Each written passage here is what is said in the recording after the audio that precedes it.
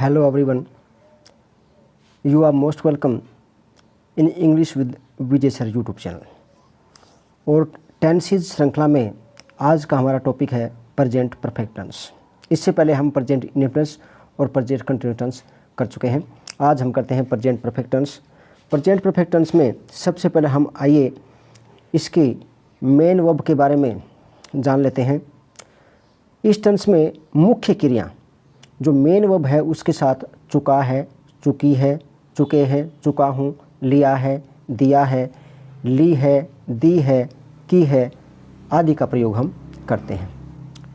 जैसे राम घूम चुका है, सीता आ गई है, लोग घूम लिए हैं, मैंने किताब ली है।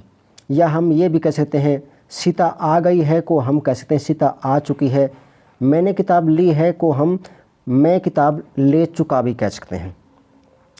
तो आइए सबसे पहले हम अफर्मेटिव सेंटेंस यानी कि जो सिंपल सेंटेंस है वो कर लेते हैं। अफर्मेटिव सेंटेंस सकारात्मक वाक्य। अफर्मेटिव सेंटेंस वे सेंटेंस होते हैं जिनमें नहीं का प्रयोग नहीं होता और कोई क्वेश्चन नहीं पूछा जाता।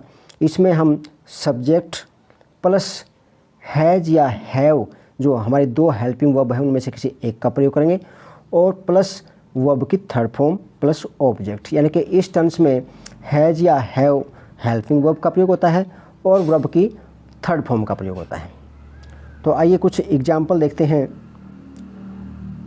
एग्जाम्पल से पहले मैं आपको ये बताना चाहूँगा कि हैज़ और हैव जो हेल्पिंग वर्ब हैं वो थर्ड पर्सन सिंगुलर के साथ हम हैज़ हेल्पिंग वर्ब का प्रयोग करेंगे। यानी कि एक वचनकर्ता के साथ हम हैज़ हेल्पिंग वर्ब लगाएंगे और बाकी सब्जेक्ट के साथ जो प्लूरल सब्जेक्ट हैं उनके साथ हम हैव का प्रयोग करेंगे।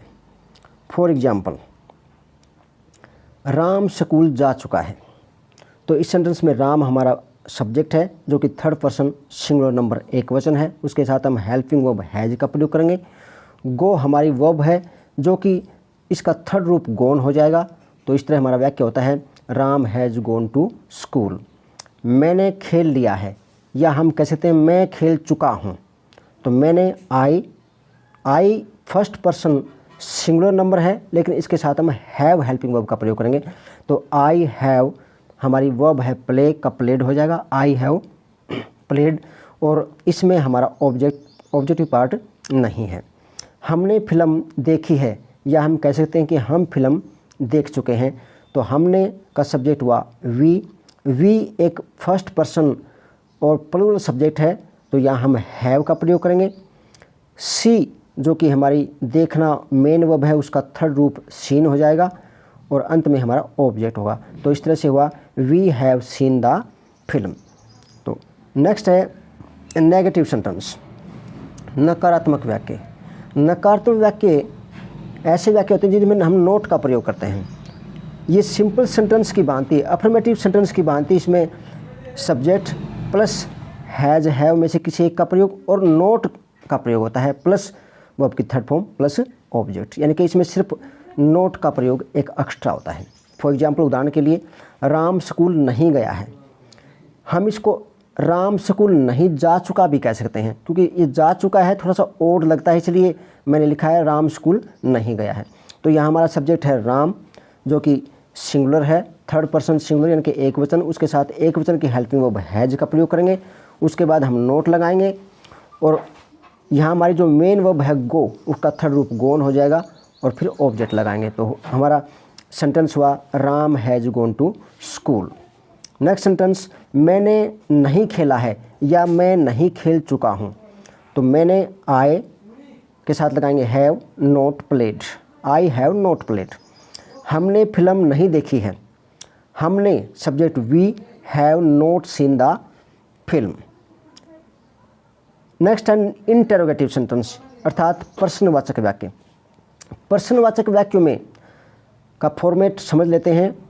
इसमें कि हम दो प्रकार से बनाते हैं, एक वाक्य WH वर्ड से और दूसरे वाक्य हेल्पिंग वर्ब से। तो जो वाक्य हम WH वर्ड से बनाएंगे उनका फॉर्मेट होगा WH वर्ड प्लस हैज़ या हैव में से किसी एक का प्रयोग प्लस सब्जेक्ट।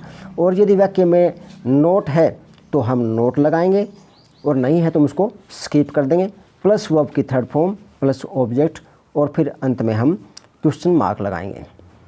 उदाहरण देखते हैं, क्या आपने देखा है, और दूसरा वाक्य है आपने क्या देखा है।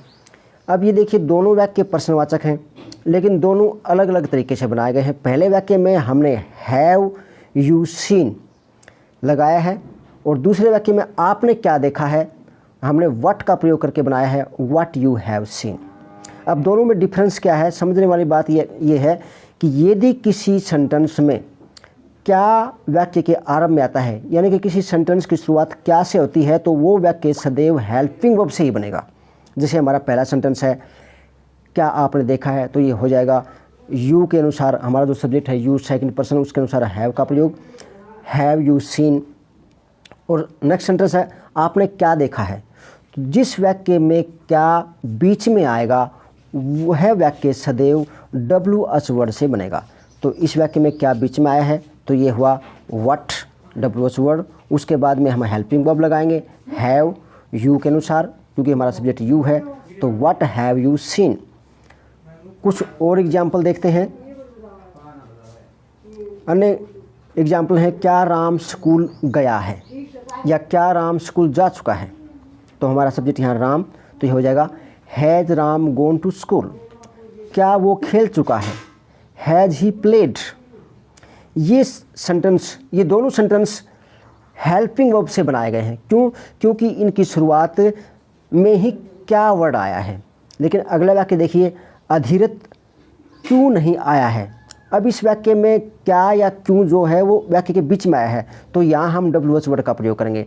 तो ये हमारा वाक्य हुआ व्हाई हैज़ अविरत नॉट कम।